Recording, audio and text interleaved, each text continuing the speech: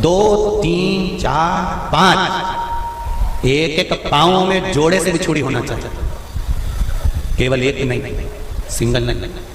वो तो आजकल का फैशन हो गया महाराज, जो केवल एक बिछुड़ी धारण कर लो उसी में फैशन दिखे। श्रावण की शिव महापुराण की कथा कहती है, जब बेटी को विदा करा जाता है और पहली बार बेटी के पांव में जब बिछुड़ी डाली जाती है तो वो बिछुड़ी भी अलग अलग नहीं होती, उस बिछुड़ी के जोड़ को चेन से एक दूसरे से बंधा हुआ होता। बोला सही है कि गलत है? जितने आस्था चैनल पर कथा सुन रहे हैं, जितने फेसबुक पर सुन रहे हैं, यूट्यूब पर सुन रहे हैं, सुन लेना कि मेरे भारत की माताओं का जब पानी ग्रहण संस्कार किसी बेटी का होता है, उसके पांव में जब पहली बार बिछुड़ा पिनाया जाता है, बिछुड़ी पिनाई जाती है, तो वो बिछुड़ी भी एक दूसरे से बंधी हुई होती है, चेन से बंधी हुई होती है। उसको अलग अलग वाली बिछुड़ी शादी के मंडप में नहीं पिनाई जाती। क्यों? जैसे ये बिछुड़ी एक दूसरे से पांव में बंधी हुई है, तुम्हारी जिंदगी अंतिम श्वास तक ऐसे ही बंधी हुई है। यही बनना चाहिए। तो अब माताओं ने थोड़ा सा फैशन चेंज कर दिया, अब पांव में ज्यादा बिछुड़ी निकलती, गड़ती है, चुभती है, एक बिछुड़ी धारण है हमारा, पर नहीं, बिछुड़ी भी 2 हो, जोड़े से। हमारी माताएं, भारत की भूमि की जो माताएं हैं, ये चूड़ी भी हाथ में पहनती है तो जोड़े से पहनती है। बोलो जैसा सही है कि गलत है? एक अकेली चूड़ी माताएं हाथ में धारण नहीं करती हैं।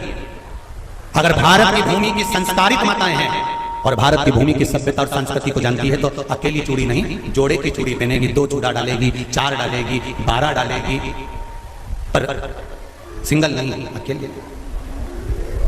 और सरल भाषा में समझ लो, हमारे यहां ठेले पर लेने जाओ तो जो केले अपन खाते हैं वो भी सिंगल नहीं देते, उसको भी जोड़े से दिया जाता है।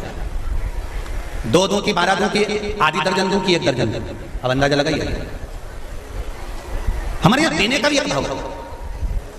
श्रावण के महीने की शिव महापुराण की कथा, जिसका नाम है श्रावण शिव महापुराण की कथा, ये कहती है कि पार्वती जी ने और गंगा जी ने ये चतुर्मास में जितना सौभाग्य का दान दिया है, उनके बराबर दुनिया का कोई व्यक्ति इतना सौभाग्य का दान नहीं दे सकता, जो माता गंगा और पार्वती दोनों दान दे, प्रतिदिन दे रहे। और अब आपको फैशन आ गया, तुम लोगों जो सौभाग्य का दान देते हो प्लास्टिक की डलिया में देते हो, पर एक एक पुराण को उठाकर देख लेना, एक एक अध्यापन को उठाकर देख लेना, जितनी तुम कथा तुम्हारे घर में छोटी छोटी कथाओं की पोथियां पड़ी हो उनको उठाकर देख लेना, उसमें नहीं लिखा कि प्लास्टिक की डलिया में सौभाग्य की वस्तु का दान दिया जाता है, उसमें लिखा है बांस की पिटारी में, बांस की डलिया में सौभाग्य की वस्तुओं का दान दिया जाता है। क्यों? क्योंकि बांस वंश की वृद्धि करता है, बांस सौभाग्य की वृद्धि करता है, और बांस अखंड सौभाग्य, जैसे बांस का पौधा बढ़ते चले जाता है, बढ़ते चले जाता है, उसी तरह बांस की डलिया में जब दान दिया जाता है, बांस की टोकनी में जब दान दिया जाता है, तो ये भाव रखा जाता है कि तुम्हारा सौभाग्य ऐसे ही बढ़ता रहे। पर अब थोड़ा सा फैशन चेंज हो गया तो प्लास्टिक की डलिया, पर प्लास्टिक की नहीं, महाराज शिव तत्व की ओर चलते।